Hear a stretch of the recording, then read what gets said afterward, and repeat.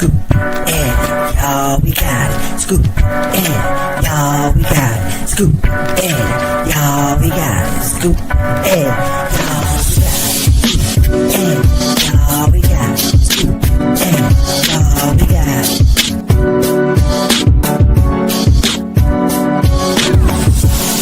That's how we go. This is how the games the press roll. That's how we go. This is how the games the press roll. That's how we go. This is how the games the press roll.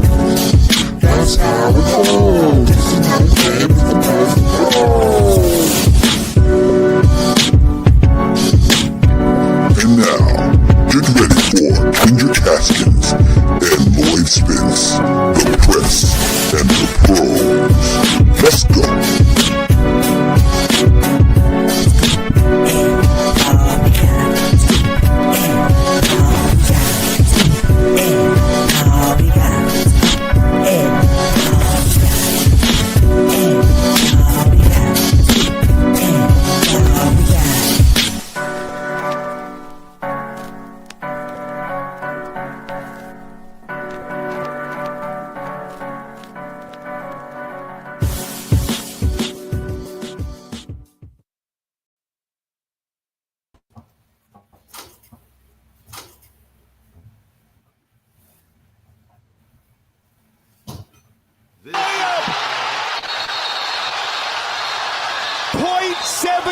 Seconds left.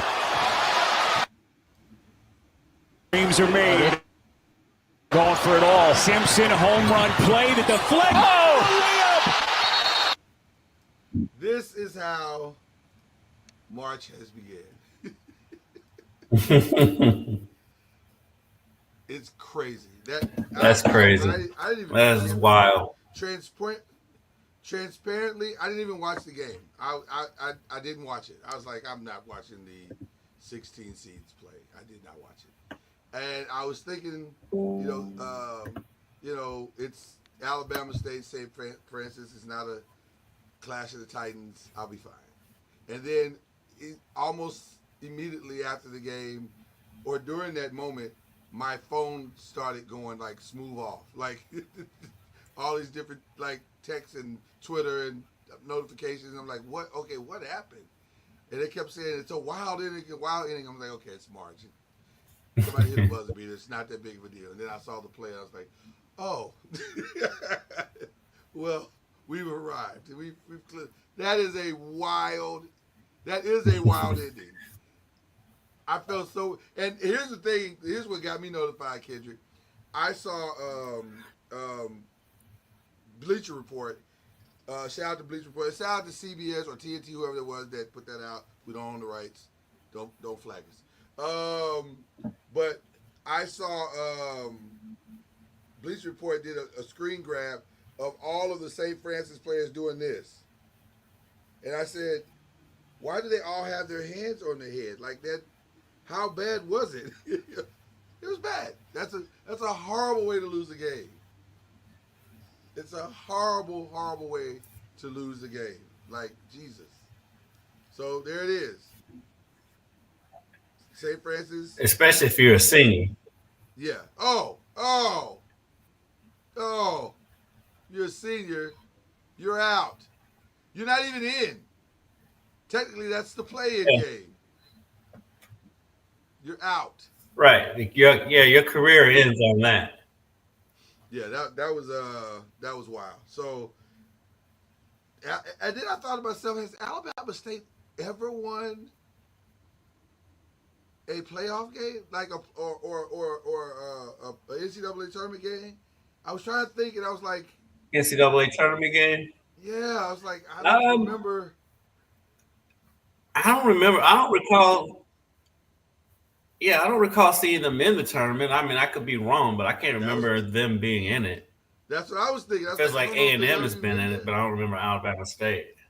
I was thinking the same thing. I said, I don't think they've ever even been in it. But wow, I can't remember. What a welcome to the party moment for them. So shout out to Alabama State, and then shout out to North Carolina.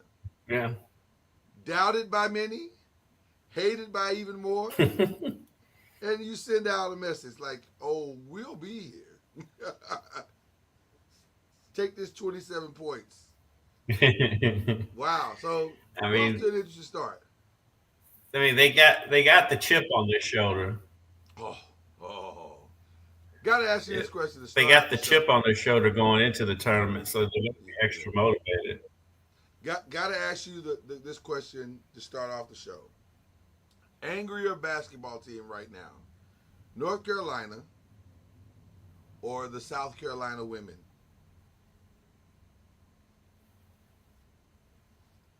Which one is what? Which one is angrier, North Carolina or the South Carolina women? Because they were pretty upset Sunday night. I think Rightfully so. probably North Carolina. I think South Carolina's. I think the South Carolina women's anger is just kind of like one of those made up things, like Michael Jordan used to do all the time, just to come up with a slight. Okay. North Carolina has legitimate reason. North Carolina men have legitimate reason just because how people have been dogging them for the last 3 days. So they have a legit more reason to be upset. South Carolina's is contrived. Yeah, it was a little manufactured, and rightfully so. If you're Don, rightfully so. Listen, we have been disrespected. Have you? Have you though? Now I wouldn't have. Now I'll say this: No, I would not have given. I would not have given the number 1 seed to UCLA. Not the one overall. It took you 3 times to beat USC. I would have. They've been number 1 or 2 all season. Yeah, but I'm not even sure they're the best team in their conference. They beat them I mean, they've been right up there all season long. Who would you give the number 1 seed to? UConn? No, I probably would have gave it to South Carolina. I probably would have gave it to South Carolina. Bless you, and bless you. Yeah, I probably would have gave it to South Carolina, but you know, listen, at the end of the day, if you look at the bracket, South Carolina got the better draw. They absolutely got the better draw. Because UCLA, for their number 1 seed overall, they got UCLA, they got LSU and NC State. Congratulations.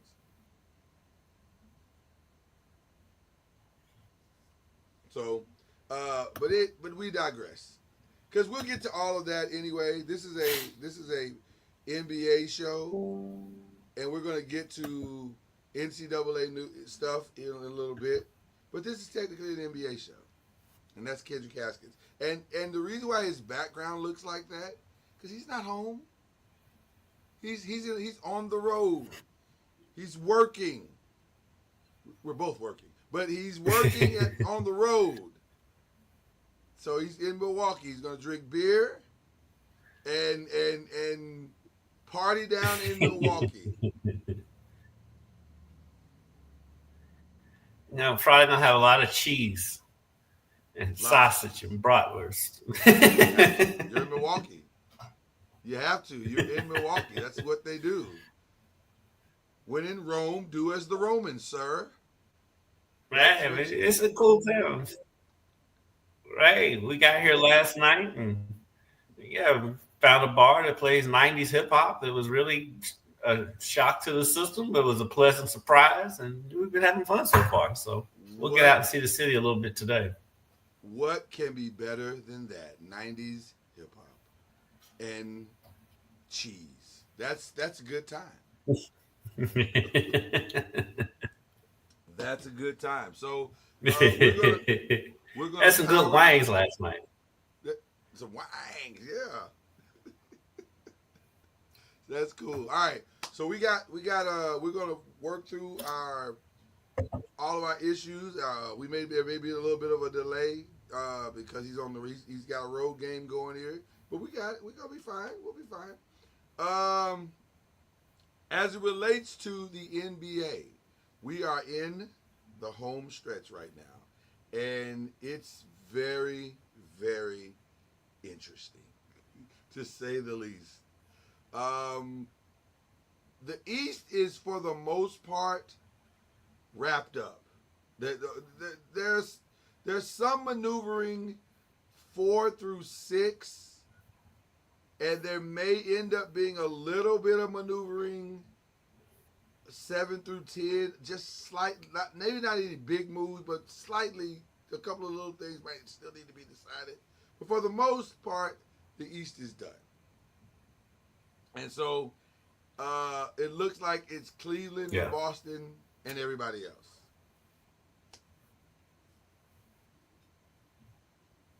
Yeah. I mean, the Knicks could make some noise, but yeah, it's those two. You know, that Orlando win at Cleveland was a little bit concerning for me for the Cavs. Yeah. Just because it was such an awkward game, but that's the way if Orlando's going to beat them, it's going to be awkward like that. Yeah. And so that game is a little bit concerning for me if I'm a Cavs fan, just because they were cruising along and like you turn your head and turn back around and then all of a sudden they lose the game. Yeah. There have been a couple of games that are concerning like that for a few teams. And it makes you wonder, should we be concerned, or were they just one-offs, anomalies that, you know, it happens. We're in the late days, the dog days of the final stretch, and you don't have anything to really play for. Like Cleveland is not, they're done. They're going to win the East. They're going to get the #1 seed. They're going to have all roads to the finals. Technically, will lead through there.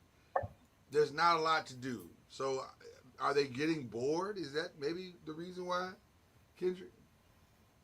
I mean, it's possible. I mean, I think that's been the Celtics all regular season. 100%. It's been 100%. Yeah. 100%. Celtics just trying to get through the season and have a decent enough seed, and they're good. Speaking of the Celtics, let's pivot a little bit here. Does Porzingis have a chronic injury that they're not talking about? Porzingis is a chronic injury. That's probably true. It's weird that they hold him out. Like for 2 seasons in a row, they've basically held him out the entire season until March and April, and then there's a ramp up for the playoffs, and then he's ready, and then he seems to be fine. But I think He'll get hurt in the playoffs too. Oh, he'll absolutely get hurt in the play. That's inevitable. But it's just weird that it seems like he has something chronic. Like it feels like, okay, we know what you are, Kawhi, and so we're going to sit you down and until we need you. And now we're at the point where we need you. That's pretty much what they've been doing with him. I mean, because like ever since he left New York and went to Dallas, he's just been one injury after another. Yeah. And so I think it is kind of a bubble wrap situation where we're going to keep you in some bubble wrap into the playoffs.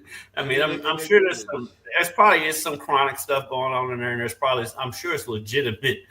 But yeah, we're going to protect you until, we're going to ramp it up at the end of the season. Wrapped him up, and you're like, oh, take your time, bring him out. You know, it's a weird thing, but it could work.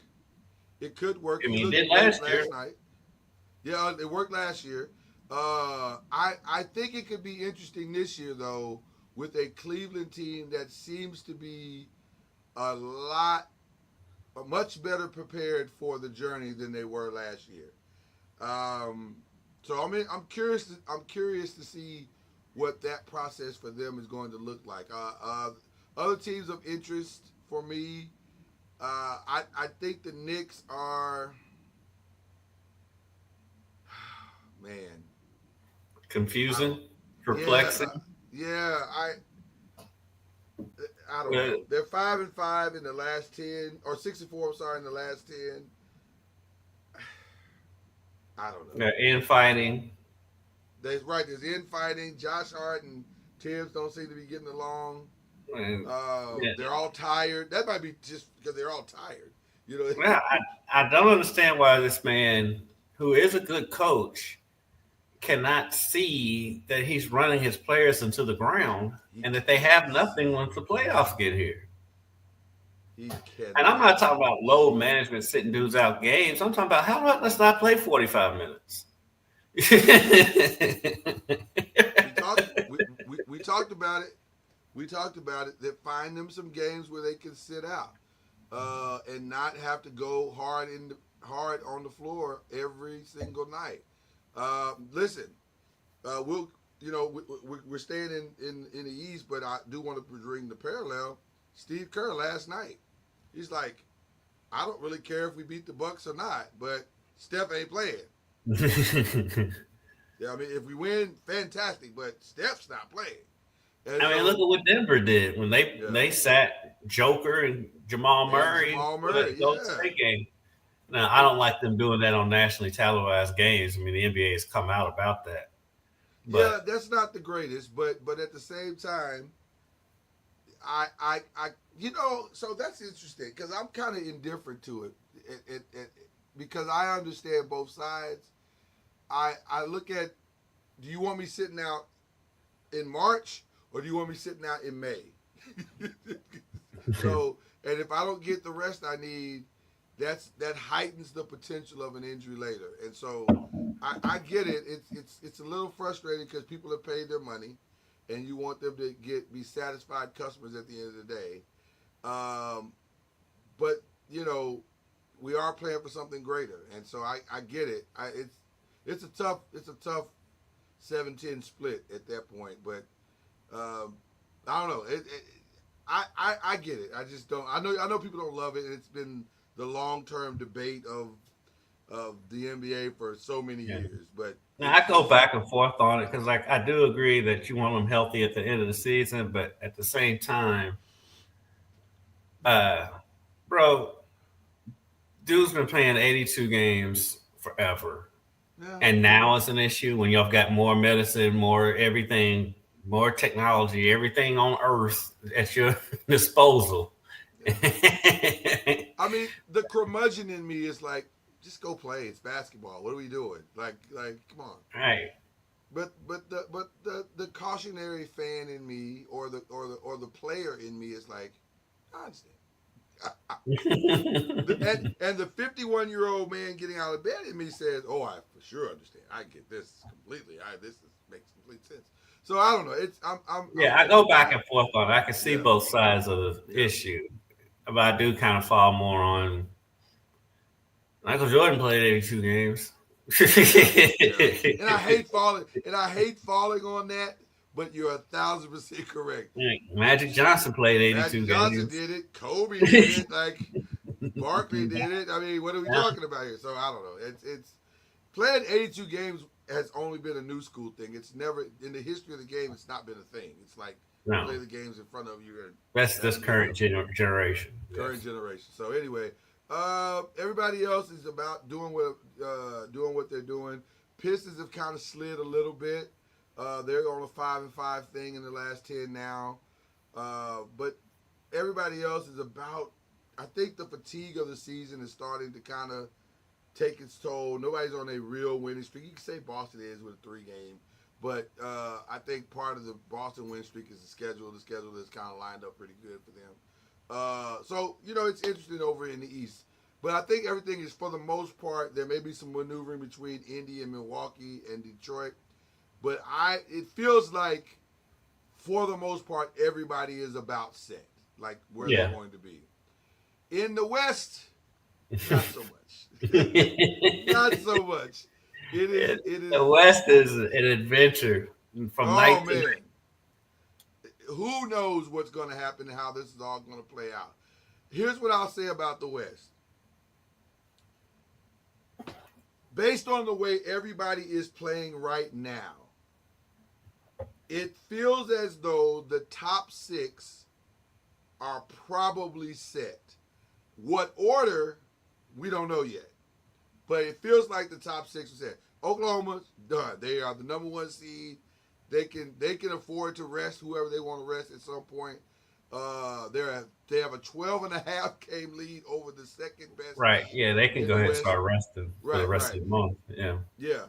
They have a 12.5 game over whoever we think might be the second best team in the league of the West, which is debatable at this point because right now Houston, Denver, and the Lakers are all tied in the loss column. The Rockets have the oddness of the tiebreaker, and the Lakers are a game back on Denver, though I don't even know if they hold the tiebreaker anymore because they lost. Technically, they lost the last game with Denver. So I think Denver holds a. I thought the Lakers won the last game against Denver. No. Remember, the last game was where LeBron and Luka and all these guys set out, and Denver played their guys, and they won by like 4. Like it was a crazy game because they won on like a Jamal Murray, not last second shot, but it was like a last second ish shot, and so it was. But it was with everybody on the Lakers being pretty much out. And so, because I think Austin Reeves went for like 40, some crazy number. So it was a good game, but I think they hold the tiebreaker, and they have a game this Thursday, if I'm not mistaken. They have a game. I think the game is this Thursday. Let me make sure. Yes. No. Lakers Bucks. It's one day this week. There's a game with the Lakers. It's tonight. Oh, okay. There you go. So they play tonight. I know it was this week sometime. So, and this one's in LA. And I think Luka will be there. And I want to say Luka and possibly Rui is coming back tonight. So listen, all this matters because the Lakers can't afford to fall past 5, which I don't think they will because they have the tiebreaker over the Grizzlies, although they are technically and statistically tied with the Grizzlies. And if the playoffs started today, it would be the Grizzlies versus the Lakers, which, by the way, is the matchup that they want. So here's the interesting part about this, Kendrick. Right now, the Lakers are in the 4th spot. They would probably want to stay there because in the second round, they would get OKC, and they wouldn't have to play Denver until the finals, which is probably the matchup that they want. I think it feels like they'd rather get Denver first than OKC. So that's where I want to stay for a second because, and I want to play it for both sides because if you're Denver, OKC has had your number, so you don't want to. OKC's had everybody's number. Oh, well, OKC's had everybody's number. Let's be clear.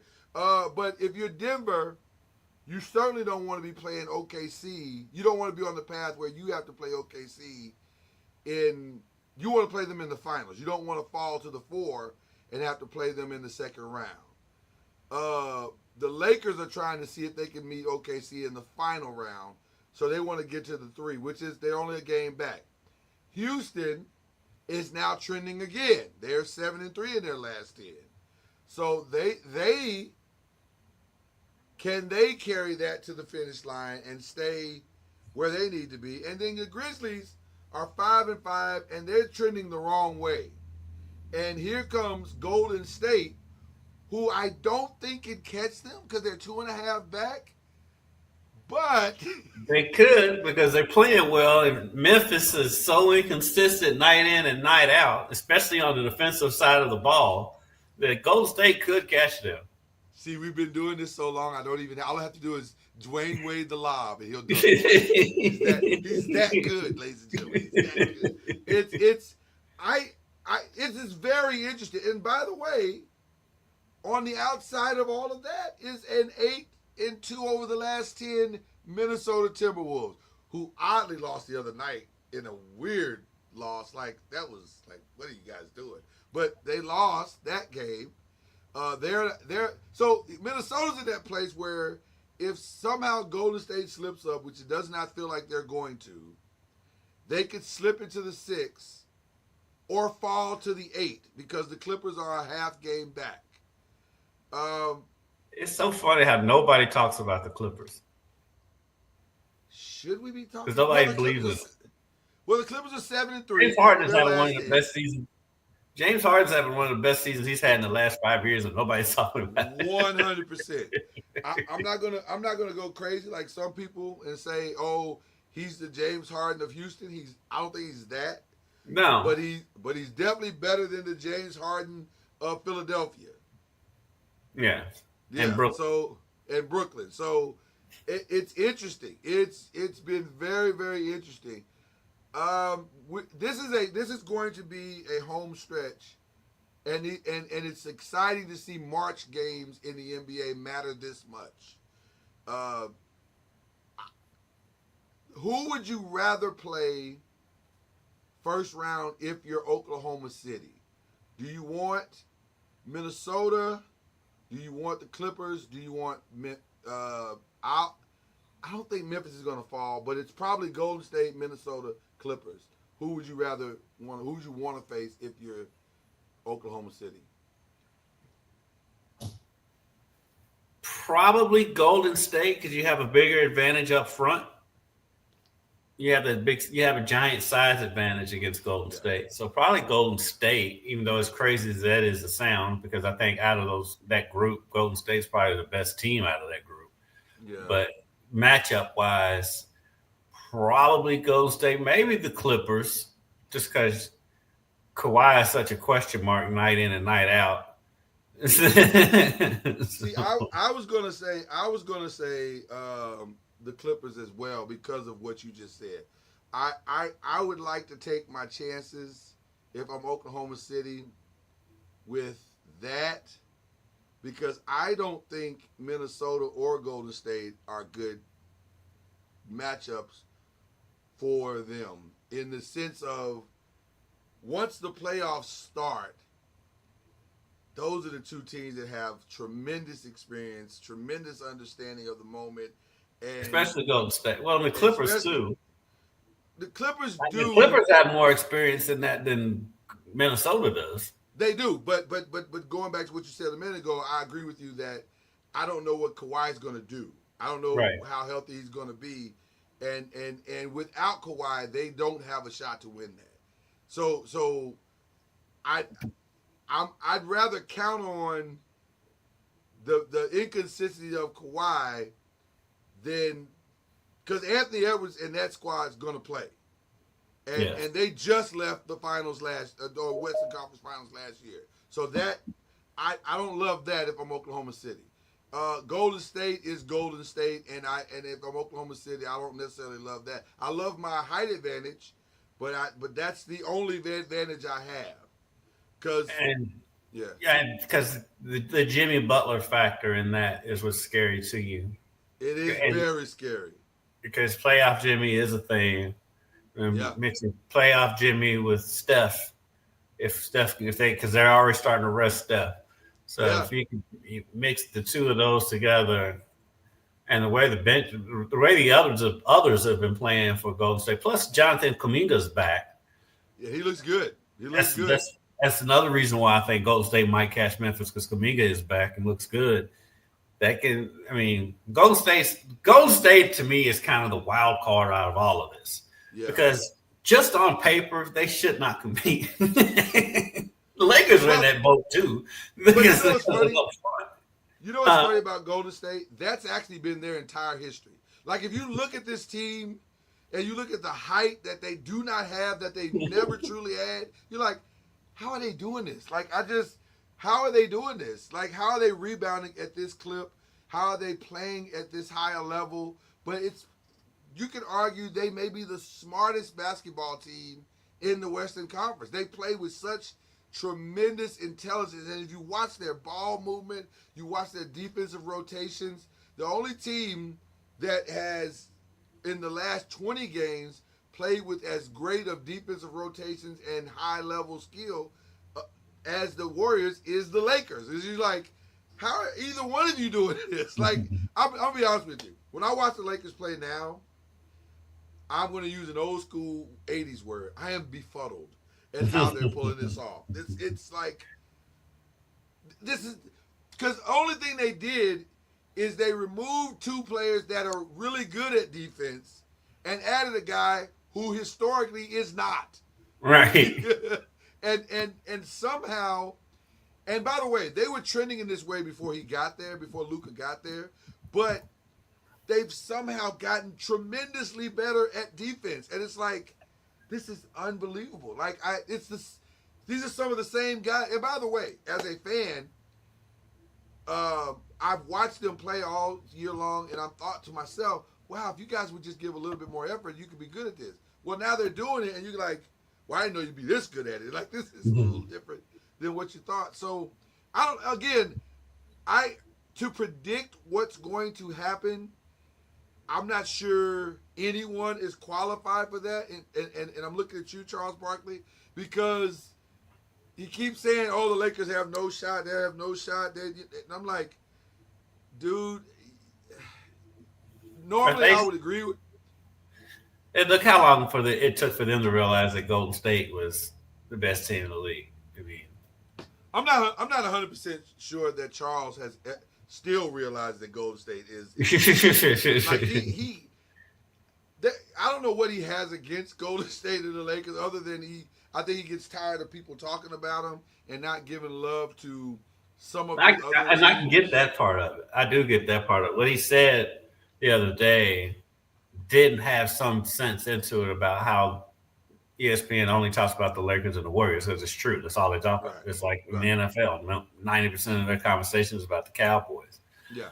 But at the same time, him and Shaq are so negative all the time about the league. They're like, it's a catch-22, because part of that is what makes them entertaining, and they are entertaining. They're funny. I love watching them all the time. But at the same time, I can't listen to the argument that they can kind of be a negative towards the league, because when your most famous analysts about the game, who are former players, are constantly trashing the game, it's like, you don't hear that from NFL analysts. No. Because NFL analysts crack me up, because they always say National Football League instead of it's just the NFL. Right. they talk trash a player, but not necessarily. Right. And let me say this: they talk about the league in such reverence. They don't say stuff like the league is boring and I don't watch the Pistons and all that stuff. I mean, that's not good for the company. Right. And let me say this, since we're here, because I was very unsure if I was ever going to bring this up, but since we're here, I think I'm going to now. The other thing I didn't love is, and I'm going to draw an interesting parallel that I think you will appreciate. I didn't love Charles calling Kendrick Perkins a fool, even though I know that's Charles. But I didn't love that because of the same reason I didn't love LeBron confronting Stephen A. on the sideline. And a lot of people said, oh, he should have did it differently, this, that. And here's what I'm going to say about it. He should have done it differently, but not for the reasons that I've heard. So I'm going to go there.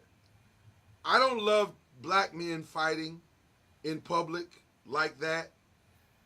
That looks bad, because it's hard enough for us to get here, and it's hard enough for us to make our way here. Yes. And Kendrick Perkins is not doing anything that he is not being asked to do at ESPN. Right. So to call him a fool, to me, was a line crossed. And I totally understand Kendrick Perkins saying, Charles, if you want this smoke, I'm going to give you all you want. Mm-hmm. Let's do this on site. Because that's too far.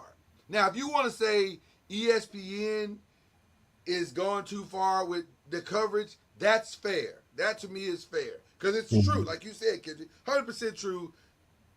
Laker coverage and Warrior coverage on a daily basis is as egregious to me as Cowboy coverage and Aaron Rodgers coverage on a daily basis. My God. We get it. We get it. Right? But saying that man is a fool, or even LeBron confronting Stephen A. in the way that he did. Guys, come on. Yeah, we're better than that. Yeah. We're better. We as black men are better than that. And by the way, I totally get LeBron confronting Stephen A. Stephen A. went too far. Like, bro, I know you the hot take dude. I got it. And you listen, you're making $100 million, so who am I to tell you to change your shtick? Except that saying to a man as a father, you got to stop that. That's a bridge too far. That's a bridge too far because I've seen your nephew on your podcast, sir. He's with all due respect, he's not qualified to be there. He's not qualified to be there. And there's nothing that I've heard. It's kind of funny at times, but it's not like, come on, you know. Yeah, because the whole LeBron thing is like I can see it. At the same time, Stephen A. hadn't said anything about Bronny in a while. That was, yeah, LeBron held that for a minute. Like he held that. And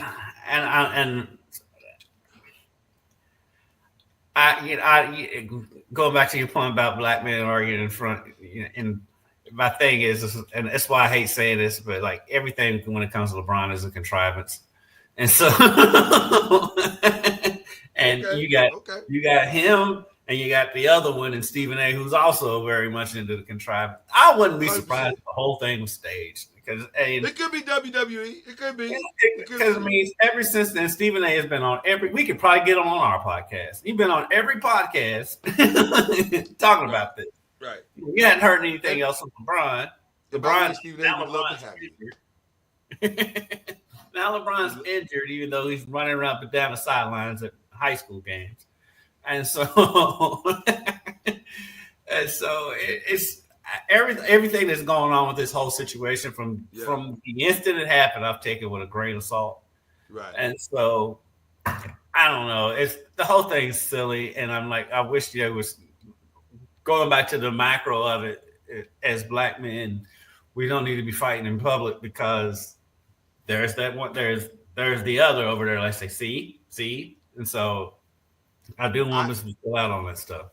I go back to the Chris Rock line from his last stand-up. You know why we don't fight in public? Because we were raised better. Mm-hmm. We don't fight in front of the other people. That's just all that stuff needs to be held in house. Let's close the door as men and settle it. But you know, doing it on air, I just think that's a bridge too far. Let's especially when it's during the game. I mean, come on. Right. And the thing is like. What's either one of them? What they gonna fight? I mean, really, they gonna fight right there? No. Yeah. Right. I didn't get doing it in the literal game at all. I was like, fam. Because there's cameras everywhere. That's why I've said this whole thing is a contrivance. Like, what are you doing? And I'm sure that Stephen A. has been at Lakers games since he said anything about Bronny because he hasn't said anything about Bronny in months. 100%. But obviously LeBron wanted to embarrass him, and he did it the way that he did it so that he could embarrass him. That's your choice, that's your right. I personally think add this to the list of a long line of things that you've done that were miscalculated. Mm-hmm. Right? That's what I would say to that act. I get it. Because it's one of the things that everybody who knows LeBron, they all say everything LeBron does is he's a very calculated person. Yeah. That's coming from his own people. And so I'm like, this was calculated too. But again, I say it's a miscalculation because it's not doing what you think it should be doing. It's doing what you want it to do, but it's not really doing what you think it should do because it's not a good look for you. It just looks like, come on. In his mind, though, it looks good on him because it looks like he's a father standing up for his son. And I'm guarantee you that's how it looks in his mind. 100%. But that's not a big deal. Like we understand, there's not a person with rational thought that doesn't get a father standing up for his kid. That, by the way, is a whole separate issue than what you did.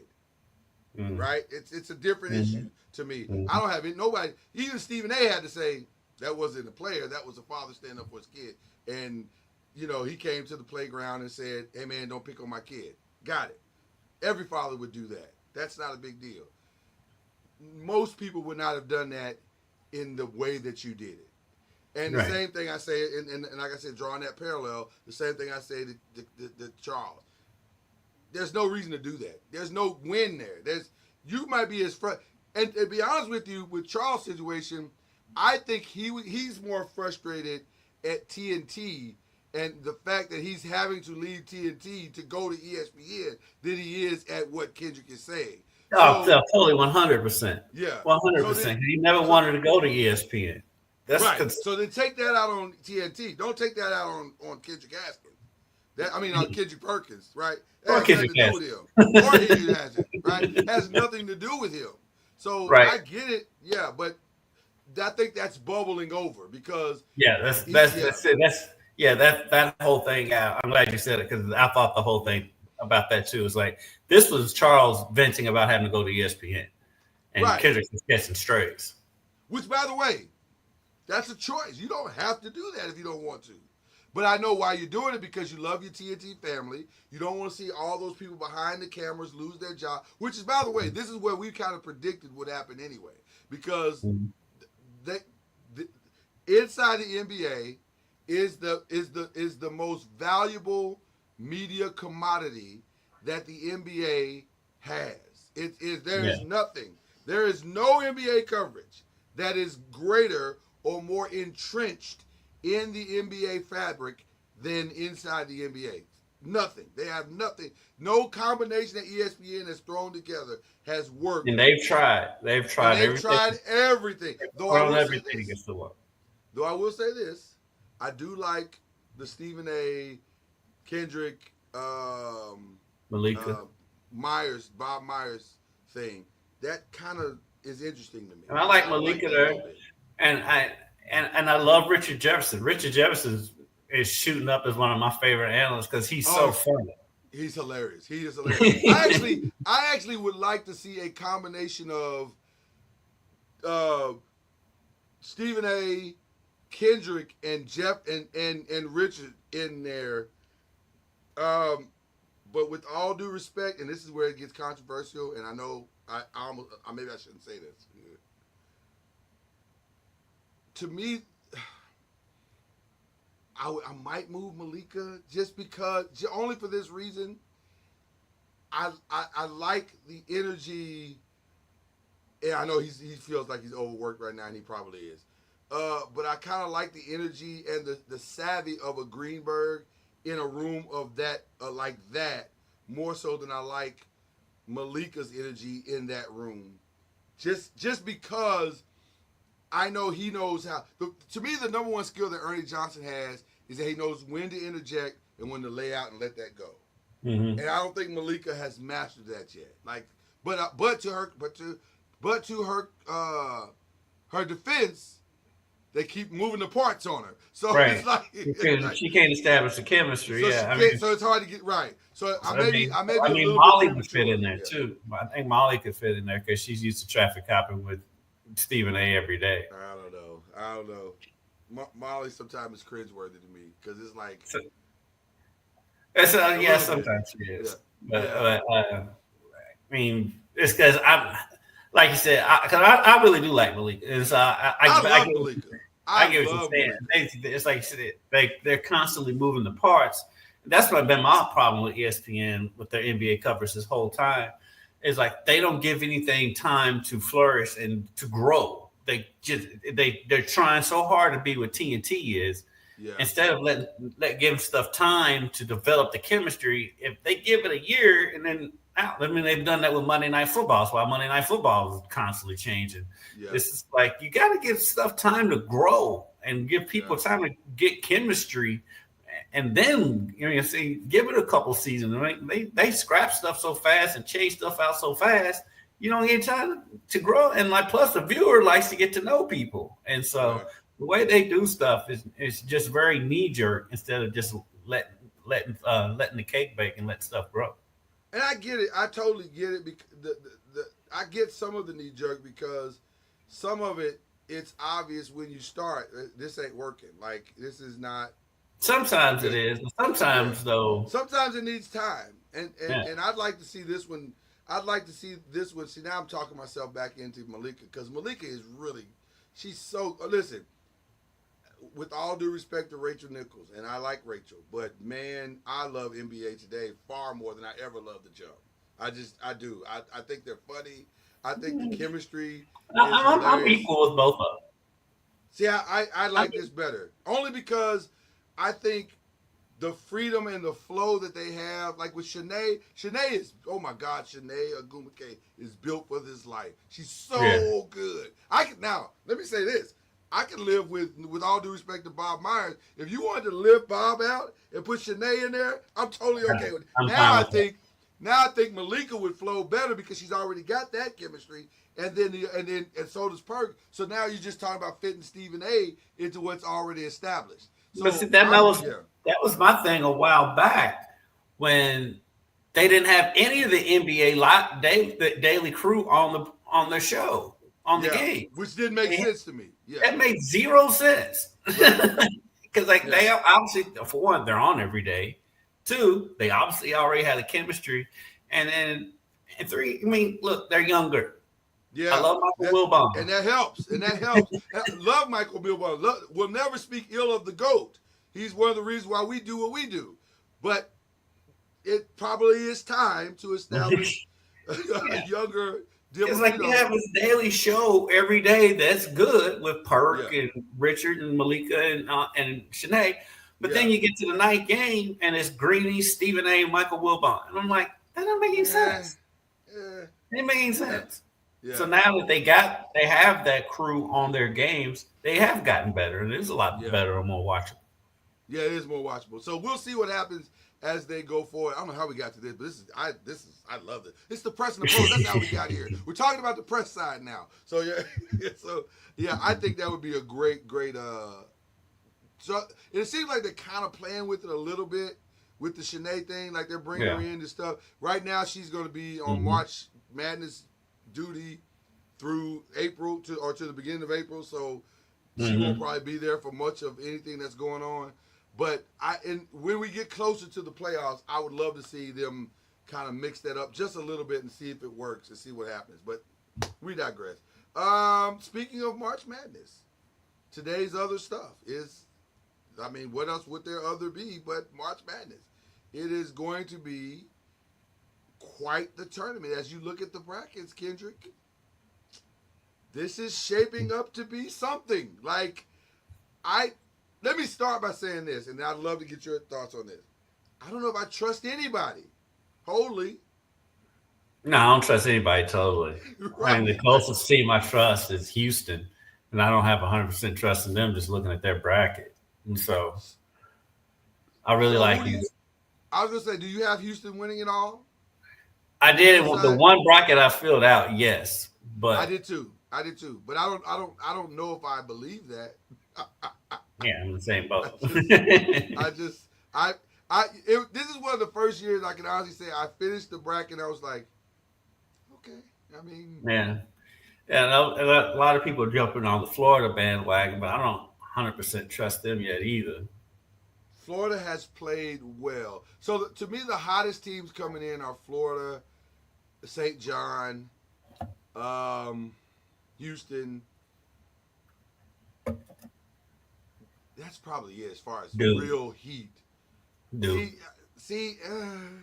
I gotta give Duke. They haven't lost. They lost that game. Haven't lost. They've been winning without Flag. They haven't. Didn't I tell you? Remember when I told you that the big man for Duke is really the key to that team? Well, listen, he is, and he's interesting. Because and the ACC tournament was the first time I really got a chance to zero in on him. He is interesting because he's really what Clint Capella probably was and is now. There's not a lot there, except that he runs the floor well. He protects the rim and he's a constant lob. The rim, right. He protects the rim. He rebounds reasonably well, and he can catch a lob whenever he wants. Yep. So that might be enough to push them over the top. But also, with the right skilled big man, he would be lost in the weeds. Name one in college. That's the challenge. That's the challenge. But let me tell you something. I would love to scheme against him because I think he is an easy person to get out of position. And you saw that in the Louisville game. Though Louisville couldn't hit a shot. And so They lost their legs. right, they lost their legs. The length of the season probably caught up to them, which, by the way, is going to be interesting in their first couple of games, because if they can find that again, well, most likely they'll get Rain back. That's huge for them. I've heard that Rain is almost certain to play. If they can find that spacing and those legs again and that shooting touch again, I am not 100% sure they can't beat both those teams, Creighton and Auburn. I'm just being honest. It's going to be tough because, they got screwed with that 8 seed. There's no way they should have been an 8 seed. However, they are getting 2 home games essentially. That's why I'm saying. Except for the fact that there will be a contingent of Kentucky fans who will go there just to cheer against Louisville. Which that is also true. That is also true. It's mind-numbingly stupid to spend your money on the other team. But think about the base that you're talking about. Yeah. And I love Petty, but that's goofy. I'm all for Petty until it costs me money. Right. I'm here for Petty. What I'm not here for is spending my money being petty. No, that's not that kind of money anyway. I'm not doing that. But it's an interesting situation because Auburn's road game is not always the greatest. So it'll be interesting to see. And they're not trending well right now. Yeah, they've lost 3 of the last 4. They haven't played good. well. They have not looked good the past 3 weeks. Or 2 weeks. It's going to be a very interesting. But Louisville's got a tough game against Creighton. Creighton's good. They've got that guard that's been there, it seems like forever. Yeah, this is not a walk in the park. Yeah, no, it's not at all. Yeah, and so not a walk in the park. That's going to be a tough one for them. It's going to be tough. Kentucky is going to be tough. They should get by Troy, but they could end up playing. It could end up playing Illinois in that second game, right down the street from Illinois' campus. So that could be a home game for them. And by the way, for those of you who were like, well, no, they should beat Illinois easy. Let me help you with your bracket if you're still filling it out, because for all of you who are saying, oh, Illinois, they should beat them easy. Illinois, where are they at? Here they are here. Illinois has wins. They definitely lost to Alabama. Let's see. They beat Oregon, who's in the tournament. They beat. Now, Illinois had some health issues, and I think they're getting back healthy now. Well, let's say this: they made a decent run in the last 5 games of the season. They beat Iowa, they beat Michigan, they beat Purdue, they beat Iowa again, and they lost to Maryland. And like you said, this is all without having the health that they probably so richly need to have going through the year. So they've been an up and down team, but they've gotten some wins and they've kept some games relatively close. Also, another sneaky team, Wisconsin. Wisconsin's good. Wisconsin's inconsistent. But the weird thing with them, because Michigan beat them in the Big Ten championship, but Wisconsin got a higher seed. The inconsistency with the NCAA tournament committee has been unreal. I don't know which is worse, the inconsistency or the justification of the inconsistency. To try to justify some of the things that you've done, fam, we're not blind. We see what's going on. And to me, this isn't that hard. I don't understand I don't understand any of that, because to me, if the AP says they're this and the coaches poll says they're this, then this feels like a no-brainer. Just rank according to that. That's probably, because here's what I do know.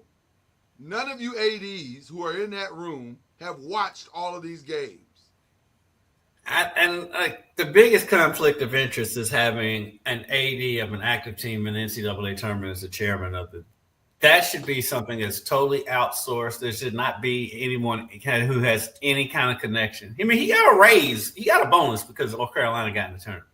He needs to leave the room for the vote. Right, even though he's with them all week.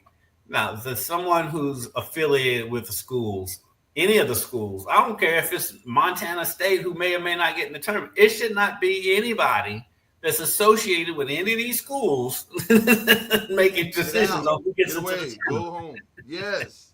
100%. The biggest conflict of interest that there is. And we laughed years ago with the BCS stuff when they had people like Condoleezza Rice and all that on this board, but that makes sense because she's not affiliated with the school. And she got no skin in the game. Basketball. Yeah, 100%. That is my biggest frustration with the whole thing, because then once you come, but here's what's interesting. Watching it Sunday night, once I saw Texas get in, the first thing I said, North Carolina's in. That's the first thing that came out. Yeah, when I saw Louisville get an 8 seed, first thing I thought was like, Indiana's out.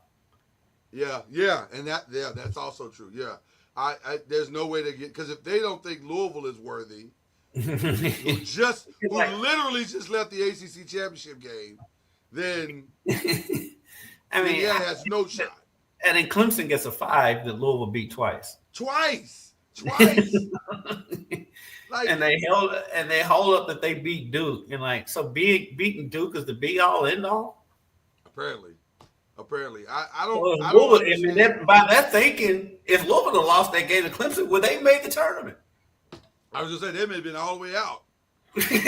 They've been all the way out. So to me, also that I think that Louisville will be much motivated as well, because they'll. But to me, Louisville's playing with house money, because technically they're ahead of schedule. Yeah. They are way ahead of schedule. So this year, yeah, you'd like to make a run. It'd be great if you would make a run. But listen, the point has been proven. Pat Kelsey's the real thing. He is well qualified to take this program into the future. And you've spoken to recruits to say, we're back. We're better. We're cleaner. You don't have to wear the scarlet letter anymore. You can come back to this program and have a much, productive career in life and all those things. And so the point has been made. So everything else that happens after this season, Louisville fans ought to be like, we're good. Yeah, we're good.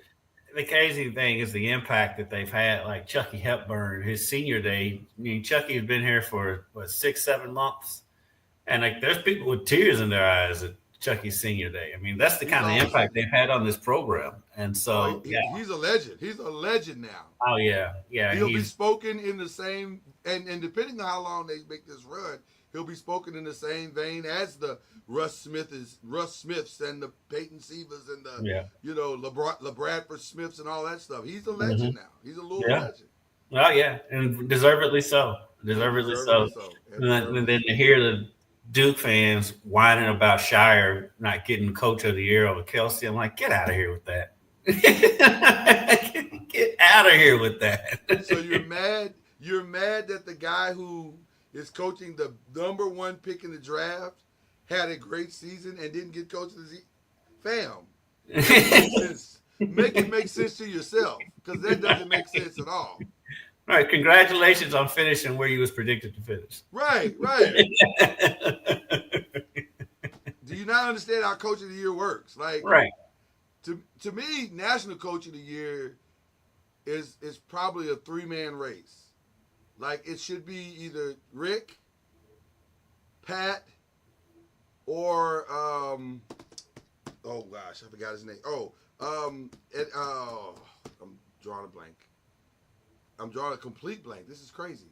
Dusty May? Yes, Dusty May.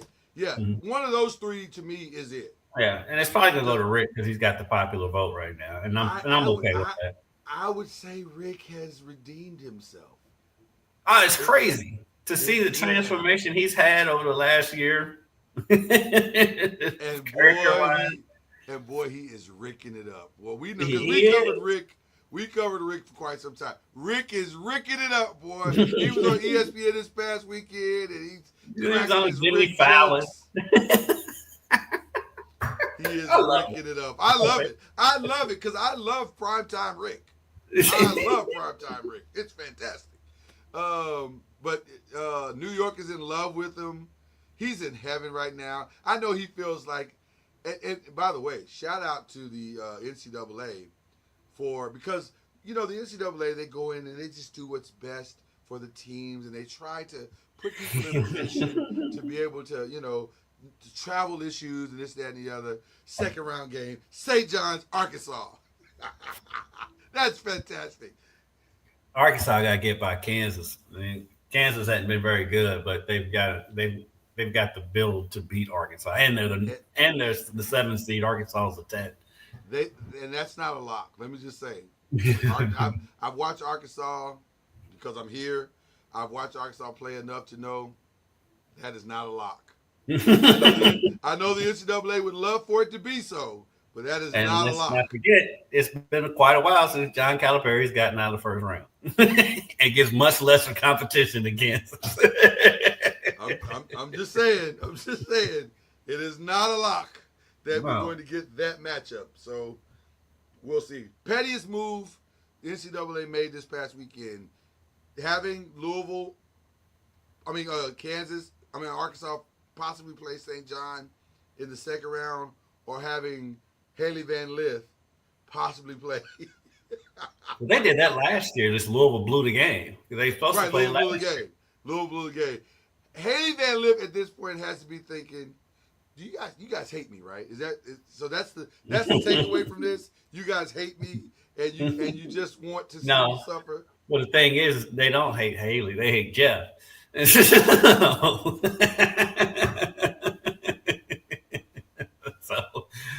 that's why they keep. You think it's Jeff they hate? Okay. Because it makes more sense at this point to put Haley against LSU. But the thing is, though, LSU didn't have a bad enough because Louisville struggled this season. That's why it was easier to make that happen. But still, because I was at the watch party for Louisville, and as soon as TCU popped up, I looked over at my buddy. I was like, Louisville's going to be called next. And sure enough, everybody in the room knew it. It's listen, the NCAA is nothing if they're not petty. Well, but we're here for the petty. We are here for it. It's fine. It's a TV show at the end of the day. Tell people all the time. It's a TV show. It's a TV show. And that's and for those of you who don't understand that, that's why North Carolina got in. Yeah. You can't do a great TV show without great actors. And North Carolina is good TV. But I think as much hand wringing and teeth mashing as was with Carolina, Texas to me is the one that deserved it even less. They had 19. That's a team 6 games over 500 getting the tournament. Did not deserve. I was thinking the exact same thing. I'm like, they don't deserve to be there at all. They've done nothing. They've done nothing to justify being there. But I get it. Texas is a massive market. I get it. Yeah, I get it. So listen, the TV. But you pick Texas in over Indiana? I wouldn't have. No. And then like you look at Boise State was like 24-10 this year and didn't get in.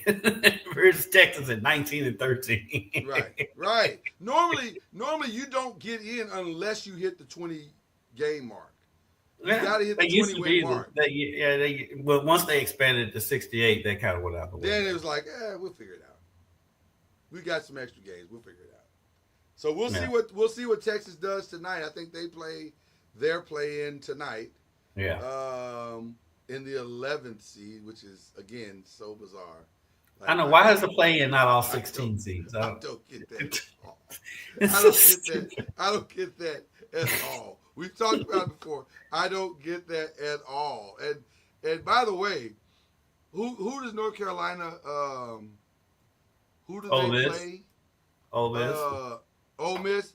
North Carolina's got. Ole Miss has got to be thinking, that's an 11 seed. That's an 11. You're calling them an 11 seed? RJ Davis has been in college 29 years. Yeah, he So, played with Worthy.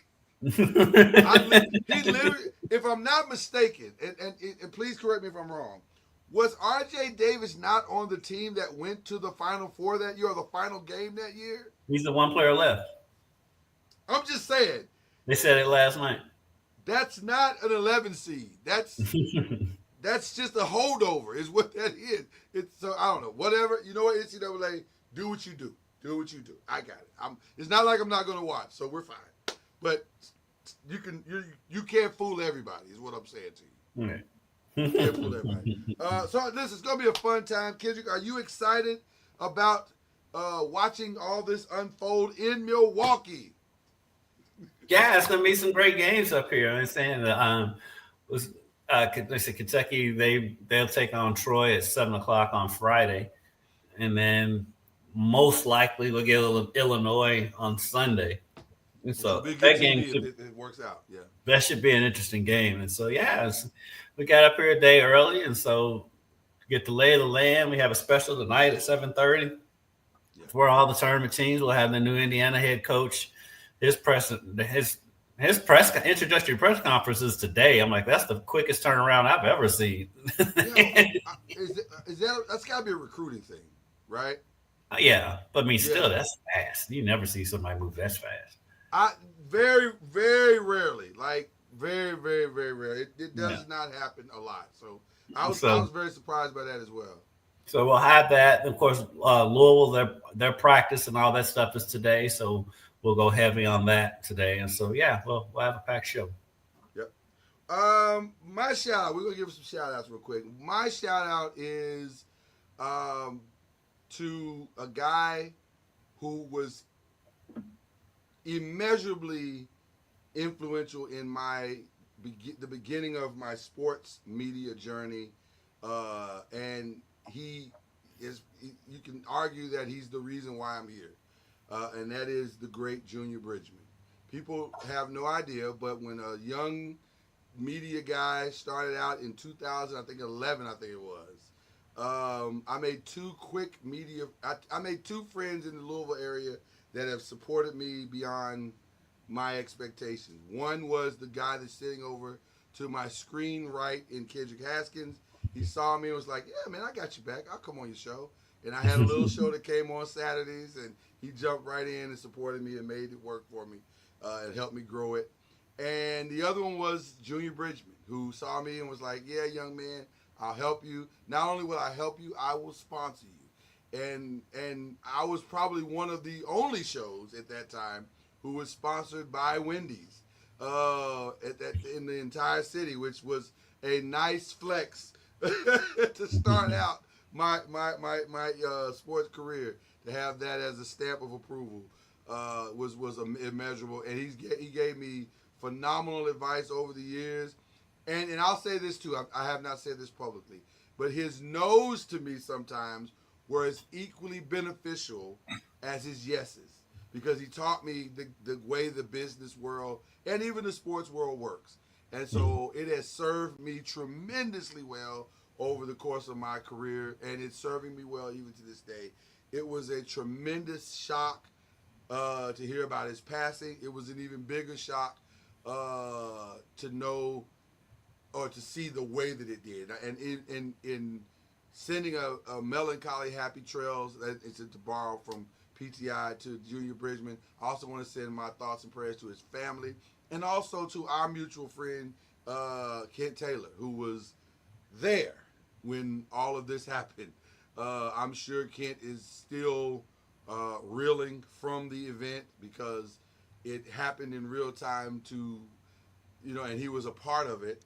But nevertheless, I pray that for everybody involved and that everybody will get the healing that they need from this. It's a big loss, especially if you live in the Louisville or even in, ironically, the Milwaukee area where Kendrick is. If you're in those two areas, this is a massive, massive loss, because Junior was immeasurably influential in those areas. His contributions are unbelievable to those two places. So, with that being said, I just wanted to send that shout out. And then of course we lost another brother, our brother Shake Anderson. So we send our thoughts and prayers to his family. So, Kendrick, who you shouting out? Of course, I echo your two shout outs. I mean, Junior Bridgman meant so much to the community of Louisville. Louisville lost a huge part of the community. Yeah. And his impact on the city of Louisville goes beyond. I mean, it's beyond measurable what he meant to the community. And so he's a big loss to our city. A little bit more upbeat shout out to Sacred Heart girls basketball won their 5th straight state championship. I was gonna say, is this 5? Is this 5? 5 in a row. And wow. And big shout out to Zakiya Johnson. She's McDonald's All-American from Sacred Heart. She was on 4 of those teams and won the MVP of the state championship all 4 times. And so so big shout out to them. And it's a great group of girls, great coach, great program. Donna Moyer has been there. She's been there for all their state championships. So big shout out to Donna and just everybody involved. I'm sure I'm dating myself for what I'm about to say, but are they the most dominant women's team since Southern?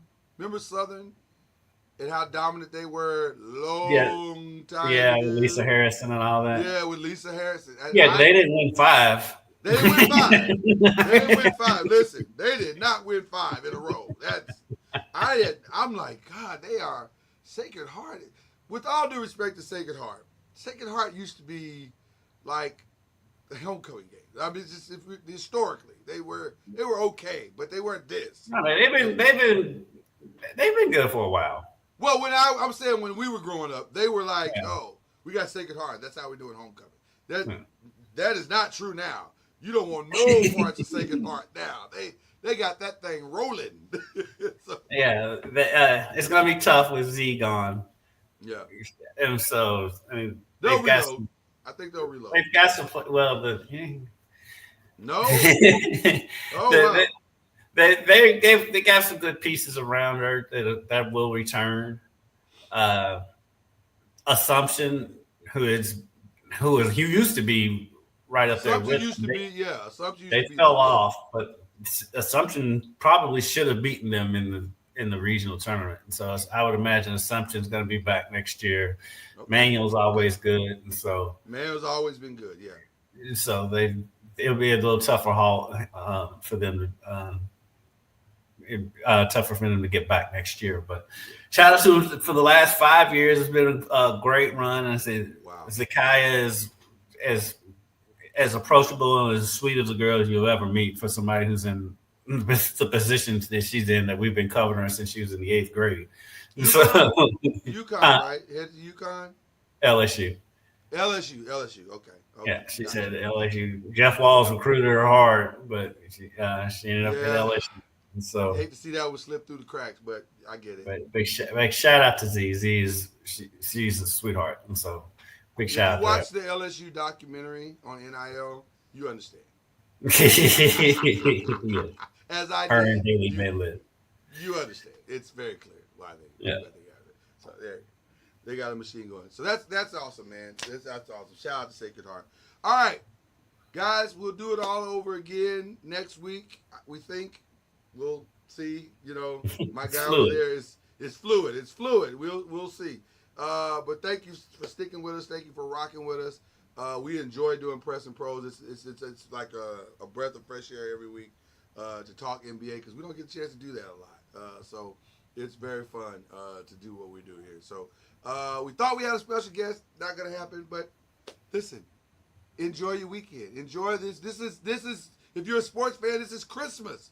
This is 4 days of Christmas, and it's going to be great. It's going to be great. The men and women's tournament. Didn't even ask you, who's your women's pick? I'm leaning towards USC. Really? Oh wow! But I kind of I think Gino's going to get him another one. That's exactly. I said the exact same thing. I feel like this is the Gino revenge tour, And I'll even go a step further. I think we're going to get the matchup we've all been waiting for since Don became dominant. I think we're going to get UConn, South Carolina. I really do. And that's must see right there. If we get, that's a must see. I want to see those two minds going at it. I think it'd be great. So there you go. All right, so you're ready now. Enjoy your weekend. It's gonna be fun. Pressing Pros, we out this piece. Y'all, we got it. Scoop in. Y'all, we got it. Scoop in. Y'all, we got it. Scoop in.